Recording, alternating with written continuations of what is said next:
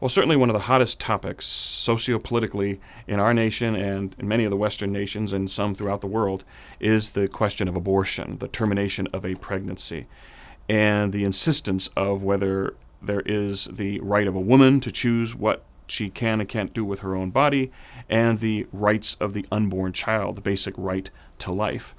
But in the context of the commandment of you shall not kill, we simply apply the three criterion of a direct action with the direct intention and the direct result of killing another human being, and we see that abortion fits beautifully, or perhaps not so beautifully, into that particular scenario, in which we do recognize that an unborn child is a living human being made in the image and likeness of God, and that to terminate a pregnancy is in fact a deliberate act of killing, and in this particular case, we believe the killing of one who is absolutely innocent. But it's not just there in the commandment of you shall not kill. Our value for human life, even in the womb, is also expressed in other parts of Scripture. Perhaps the most well-known in the Old Testament is what God says to Jeremiah when he says, in commissioning him to be his prophet, he says, "Before I formed you in the womb, I knew you." In other words, there was a specific identity to Jeremiah even as he was being formed in the womb, and as God says, even before he was being formed. So how much more is it as he was being formed in the womb? This was a person with a specific call from God to be a prophet. In the New Testament, we see that example again in the encounter we call the visitation between the Blessed Virgin Mary and her kinswoman Elizabeth, both of them with child. Mary just conceiving of Jesus, and Elizabeth 6 months into her pregnancy.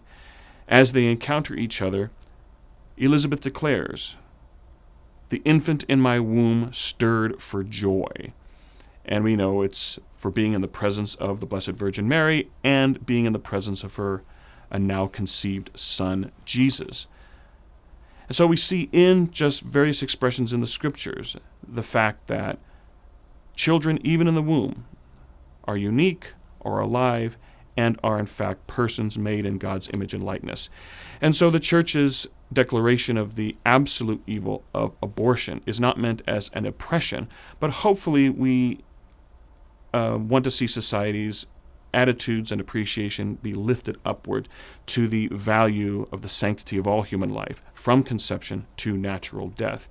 And we see in the commandment, you shall not kill, the termination of a pregnancy through abortion does fall into that criterion. And it's not something new that our church teaches. From the very early years of the church's existence, in a document called the Didache, we see it declared that you shall not destroy an embryo through abortion or a newborn through infanticide.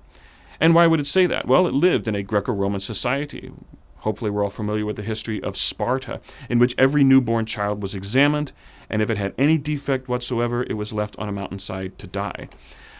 Obviously, that was still a practice on occasion in the Greco-Roman world in which the church had its initial inception and its first few decades of its history.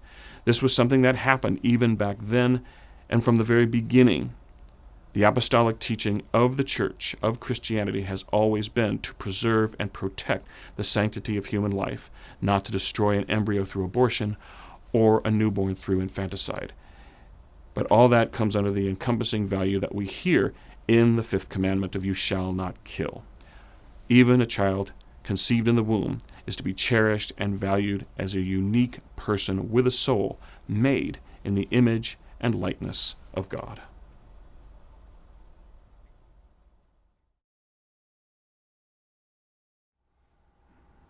Well, in addition to what the scriptures say in the Ten Commandments about killing and the disposition of the personhood of an unborn child, and also in addition to what the early church speaks regarding the issue of abortion, as we see in such documents as the Didache, I want to address how the church today addresses this important topic of abortion. And I want to point out that the church has a great balance between reiterating the absolute seriousness of the sin of abortion with an outreach it has for reconciliation and healing and forgiveness.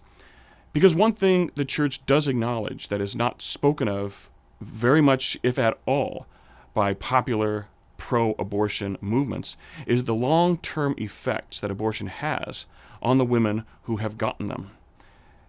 And they are undeniable. The physical, as well as the emotional, psychological, and spiritual effects that it has on a woman, sometimes which stay with them for years, if not decades, after they've had an abortion. And even when you've seen women who are demonstrating in favor of abortion, sometimes very defiantly saying that they celebrate and they cheer theirs and other women's abortions, you sometimes get the impression that maybe they are overcompensating and that the pain and the hurt is still there, and they are overcompensating for that because of a socio-political agenda. But the church keeps a balance. And to begin with, the Code of Canon Law in the Catholic Church states that a person who has procured a completed abortion incurs an automatic excommunication. So if a Catholic receives an abortion, they are automatically excommunicated. And the automatic basically means that it does not require a declaration from a bishop or another church authority for that excommunication to take place by virtue of the action itself. And the only one who can absolve that sin is a bishop. Now, the church doesn't hold that in order to alienate or ostracize women who have had abortions, but rather to accentuate the grave nature of abortion and the harm it does to the human person. But at the same time, while a bishop is the only one who can absolve that sin, I am not aware of any bishop who has not delegated that to his priests. So I, in my own archdiocese, from my archbishop, have the faculties to hear that confession and absolve that sin. In addition to that, a couple of years ago, Pope Francis declared a Jubilee year of mercy in which we remember the great mercy of God to his people and the ministry of the church to bring about that reconciliation of his people and extend that hand of God's mercy through its ministry. And for that year of mercy, Pope Francis basically dispensed with the delegation that priests needed to absolve the sin of abortion in confession.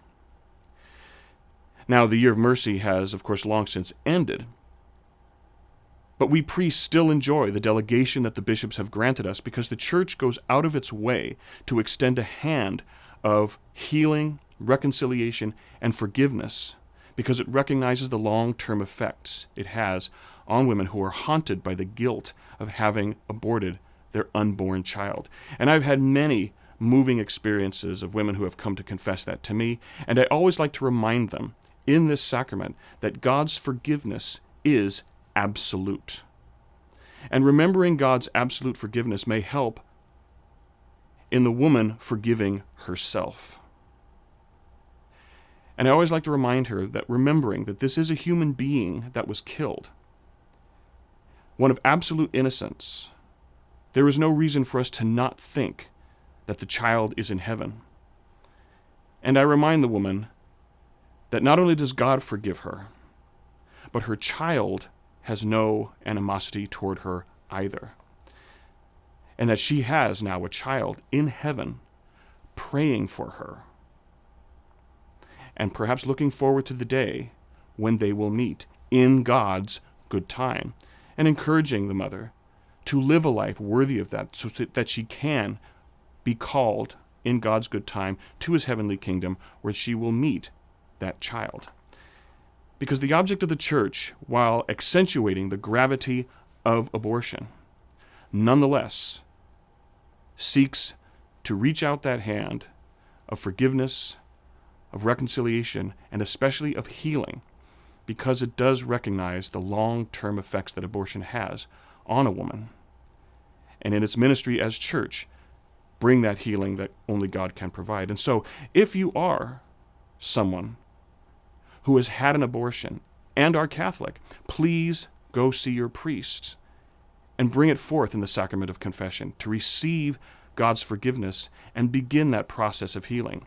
If you are not Catholic, please speak to a minister or go see a priest and begin that process to get it out, to acknowledge your regret and the pain that it has caused, and begin that process of healing, because ultimately, while the Church does acknowledge the grave nature of abortion as a violation of the fifth commandment, you shall not kill, it nonetheless recognizes its mission to bring about healing, reconciliation, and especially forgiveness for those who have sinned.